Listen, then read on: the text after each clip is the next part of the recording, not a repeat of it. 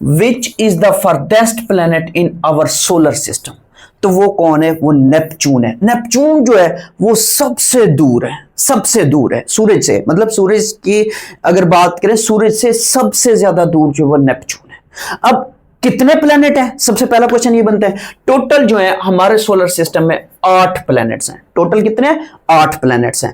अब यहां पे देखिए ये दरमियान में सेंटर में क्या है? सेंटर में सूरज है। अब यहां पे दरमियान में क्या है? सूरज है। ये आपका सूरज है। इस सूरज के करीब तरीन कौन सा सियारा है? इस सूरज के करीब तरीन जो है वो मरकरी है, मरकरी। अब यहां पे मैं आपको इस तरह से लूप बना के तो नहीं दिखा सकता, बस ये याद कर लें ये जो है ये मरकरी को ज़ाहिर कर रहा है। ये ऐसे मरकरी अपने मदार में घूम रहा है।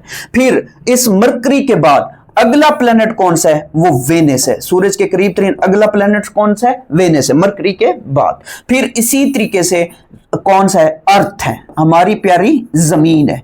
फिर इसके बाद कौन सा है? इसके बाद मार्स है। इसके बाद कौन सा है? इसके बाद मार्स है। अब यहां पे देखें ना, यहां पे जब हम बात करें तो ये मरकरी है। ये छोटा सा क्या है? ये छोटा सा आपको सियारा नजर आ रहा है, ये मरकरी है। मरकरी के बाद अगर बात करें तो ये आपके पास क्या है? वेनस है। वेनस के बाद अगर बात करें तो ये हमारे पास अर्थ है।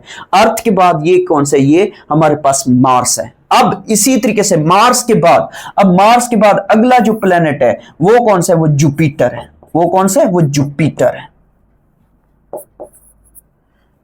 इसके बाद सैचुरन है। इसके बाद यूरेनस है। इसके बाद कौन सा है? वो नेपच्यून है। वो कौन सा है? वो नेपच्यून है।